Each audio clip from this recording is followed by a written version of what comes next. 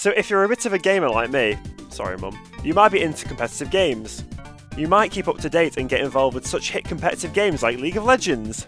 You see stuff like this in massive arenas. Everyone sits down and gets ready to pick their character, but not before each team bans a specific set of characters. They might even refer to their coach on who to ban in order to win the massive prize pot. Wow, now the team has won millions thanks to their educated bans.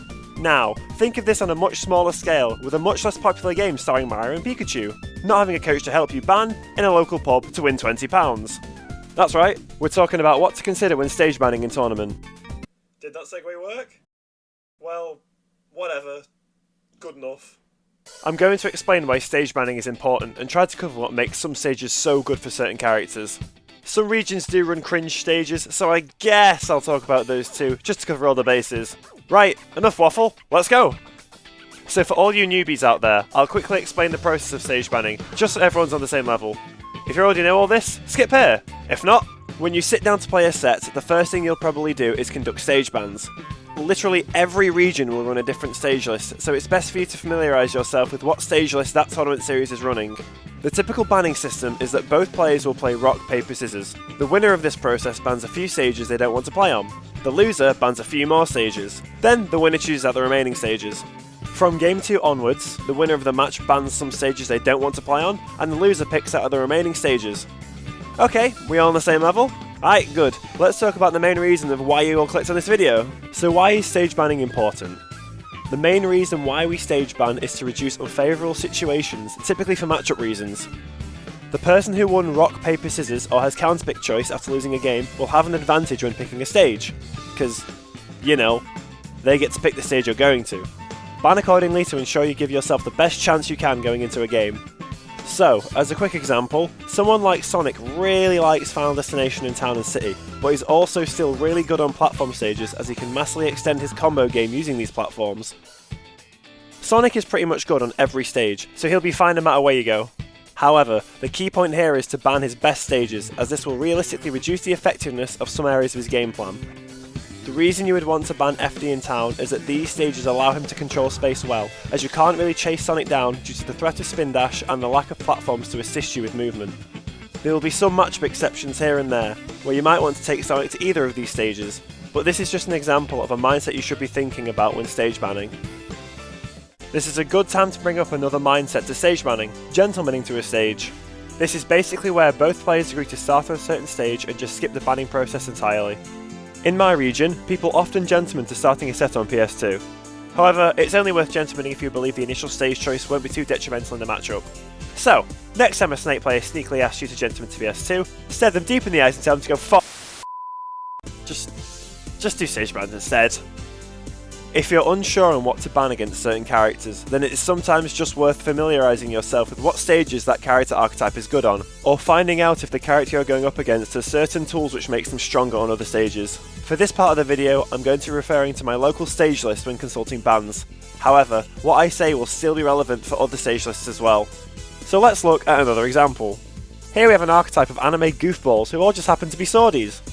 Because sword characters have good disjoints and are generally good at juggling, your typical bans here would include Battlefield and Smashville. However, this bastard has a fun move that kills you at about 12%. Because of this factor, you might want to reconsider something else to ban rather than those two stages. Because I want to minimalise the chance of Roy securing early kills off of this move, I might opt to ban Town and City instead of one of my two usual bans. Because I main Wario, I would personally still ban Smashville so I don't get suffocated by the shouty swordsman, but considering the perks Roy has on Town, I would opt to ban this stage against him rather than Battlefield, as there is much less risk of me dying as early if I ban Town. And if I were to go to Battlefield, I can at least still extend my combos using the platforms. And once again, another example.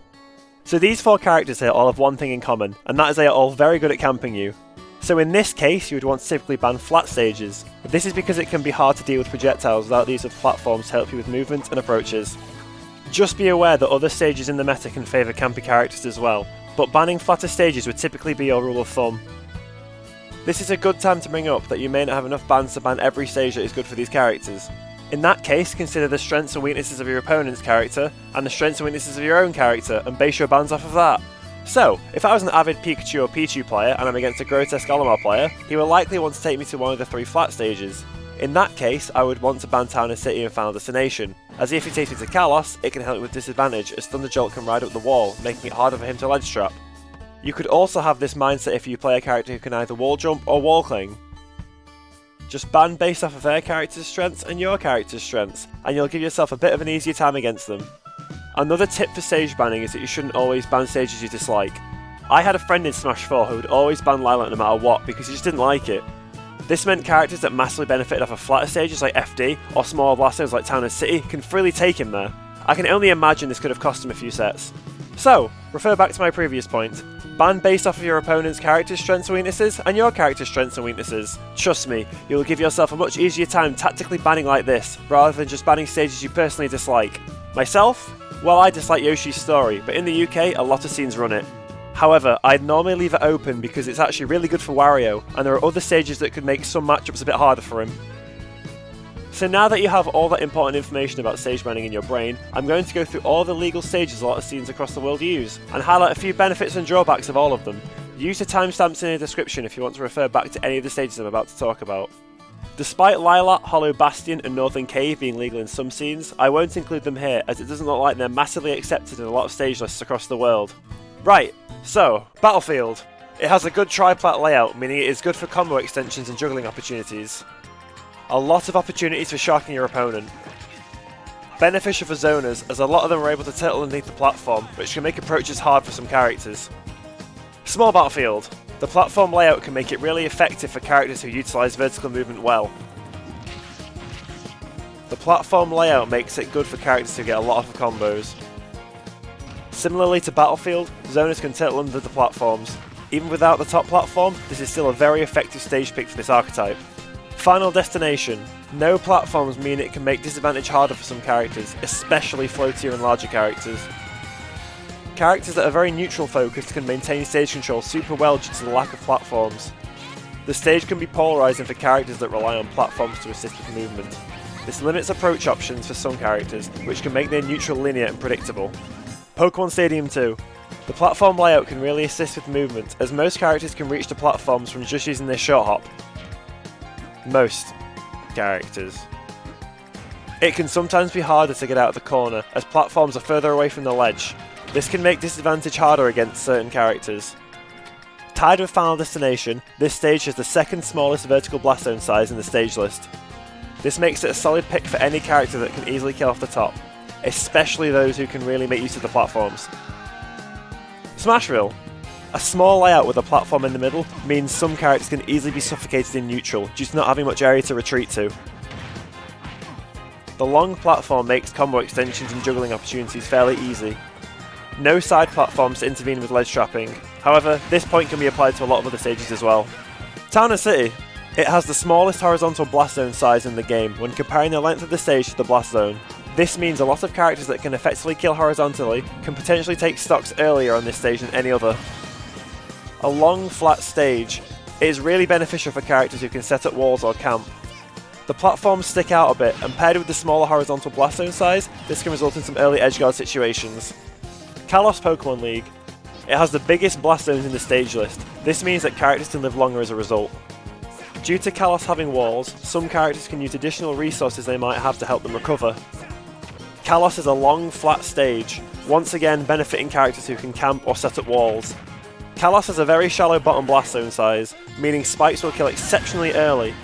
But why is this more relevant on this stage when compared to others? Well, because Ultimate is fantastically designed, if the game registers a hit as a spike hitbox, you will lose your stock where the blast zone camera starts, rather than at the bottom of the blast zone. Wow, what a great game we play. Yoshi's story. Similar to Kalos, walls can help with recovery. It has the second smallest horizontal blast zone size in the stage list, which means another stage where you can secure kills earlier. It is a tri-plat layout with long platforms. This means that some characters can get some insane combo strings off of going to this stage. This can also result in early stocks too, as the top platform is very close to the top blast zone. So make sure you consider these points and ban accordingly. Having a better understanding of the benefits and drawbacks of each stage could help you influence your pick, rather than defaulting to your usual picks. Whilst your game plan will still have more influence of a game's outcome than the stage pick, you want to give yourself the best chances possible going into a tournament set, so use this information best you can. Right, well, I hope that's given a bit of insight on why stage banning is so important. This video took me a lot longer to make than I initially thought, so of course, like and comment to appease the almighty algorithm. And if you enjoy this type of content, then why don't you consider hitting that subscribe button? More videos are coming, but in the meantime, check out my other videos if you haven't already. On screen now are 2 of my previous videos, and check the description for a playlist of all my guides. And with that, I'll see you all next time. Have a good one, guys.